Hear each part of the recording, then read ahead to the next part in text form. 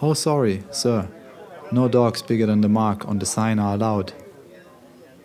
The sign at the door reads, "No pets taller than this." The mark sits roughly at a human waistline. That's not my dog, Says the guy who just entered the tavern. The tall dog passes the guy and approaches me. I'm not a pet, and I'll take a hot milk as an apology for your impropriety. Says the dog. His accent sounds posh. He must have gone to one of these fancy schools. "Sorry, sir," I say. "Of course, right away. Better be polite to talking dogs. They might be best friends with a powerful wizard." "Would you like some honey?" I ask, and turn around to start preparing the milk. The last talking dog loved honey in his hot milk. What kind of honey do you have? The dog asks, skeptically. I add his hesitation to my growing body of data regarding the taste of talking dogs for honey in their hot milk. Nothing fancy, I'm afraid. They're all mixes of hives from the Blue Forest. I fetch a jar of honey and show it to him. As long as it's local. He says, I'm allergic to any products that come from south of the river. "Not a single pollen from the south, sir," I assure him and finish up his hot milk.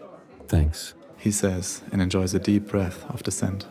"What brings you to my tavern then?" I ask and pick up a glass to polish. My research. He answers between sips of his milk. He must be from the university then, I reckon. I inspect the glass. "Which subject?" I ask. Consciousness. He says, finishing his drink. "What about it?" I ask.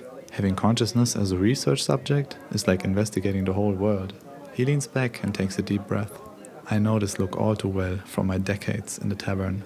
I asked the right question and will now hear his entire life story. I vividly remember receiving the ability to use and understand language. He says, I was only 2 years old, even though at the time I didn't know that. It's not like there wasn't a past and a future, but they weren't separate from the present.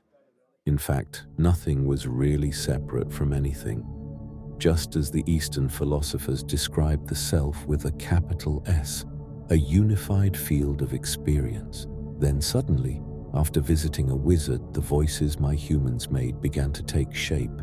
I heard them all before, of course, but instead of slipping right through, now it was as if language had a place in my mind to attach itself to. I learned quickly, but also helplessly. When I understood what was happening, it was already too late. Naming things became addictive. I couldn't help but keep carving up my world into smaller and smaller pieces. I knew it wasn't good for me. But when I turned my attention towards that feeling, the process only accelerated. I studied everything I could find about psychology and the mind, collecting even more words while trying to understand how to stop. All I wanted was to return to my original state of bliss before language and thought. But all I had was my ability to name things. Whatever I turned my attention to, I sought a name for it. So I decided to use it to my advantage. I applied to the academy, much to the dismay of my owners, who were only hoping to talk about dinner with their favorite pet. After years of studying the philosophy of mind, I am now working on my final paper to become a faculty member. It's about the very nature of consciousness. I'm certain this will help me and many others to reconnect with the self. Again, capital S. I ponder his words for a bit, polishing my glass. "So you're still using words, trying to get away from words?" I ask. Yeah, I guess. He says. "Another milk?" I ask. Yeah, I guess. He says. Don't be stingy with the honey.